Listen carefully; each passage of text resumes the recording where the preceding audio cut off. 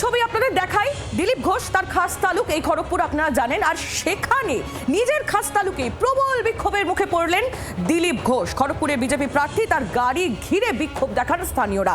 তারা অভিযোগ করছেন যে রেলের উচ্ছেদ অভিযান যখন চলছিল তখন বিজেপির কাউকে পাশে দেখা যায়নি, এমনকি দিলীপ ঘোষ তারও দেখা মেলেনি। যদিও খড়গপুরের পাশে তিনি আছেন, ছিলেন এবং থাকবেন, এমনই সাফাই বিজেপি প্রার্থী।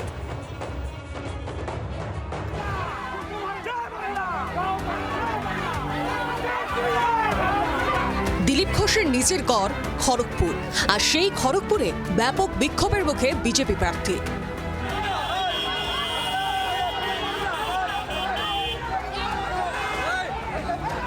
প্রচার চলাকালীন দিলীপ ঘোষের গাড়ি ঘিরে বিক্ষোভ হয়, গাড়ি ভাঙচুরের চেষ্টা হয় বলে অভিযোগ। স্লোগান পাল্টা স্লোগানে উত্তপ্ত হয়ে ওঠে পরিস্থিতি।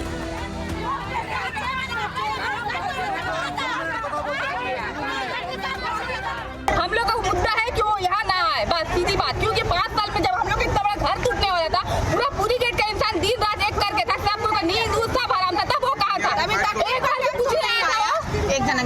एक बार भी वो पूछने के लिए आया था कि टूट रहा कि नहीं टूट रहा, क्या आप लोग क्या हाल चाल में है, बच्चा लोग क्या परिवार में है, वो कभी देखने आया था। वो आज क्या करने के लिए आए यहाँ पर? খড়গপুরের পাশে তিনি ছিলেন, আছেন, থাকবেন। বিক্ষোভ ইস্যুতে সাফাই স্থানীয় বিজেপি প্রার্থীর।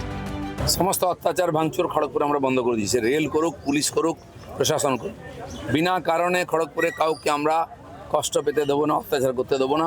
আমি আগেও এসে লড়াই করেছি। এই পুরী গেট বন্ধ করে দেওয়া হয়েছিল, লোক যাতায়াত করতে পারো না, আমরা খুলিয়েছি এবং মানুষের জীবনে শান্তি এসেছে। আগামী দিনেও এই ধরনের সমস্যা দূর করব। খড়গপুর থেকে প্রথম বিধানসভায় গিয়েছিলেন দিলীপ ঘোষ, পরে মেদিনীপুর কেন্দ্র থেকে সাংসদ নির্বাচিত। এরই মধ্যে দলের রাজ্য সভাপতির পদে বদল। লোকসভা ভোটে বর্ধমান দুর্গাপুর থেকে পরাজিত, 26-এর ভোটে দলে গুরুত্ব ফিরে পেয়ে ফের খড়গপুর থেকে এবার প্রার্থী হয়েছেন।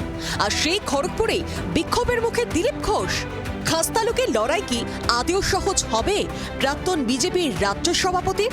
ব্যুরো রিপোর্ট, জি24 ঘন্টা। বাংলার আওয়াজ, বাঙালির আবেগ, জি24 ঘন্টা।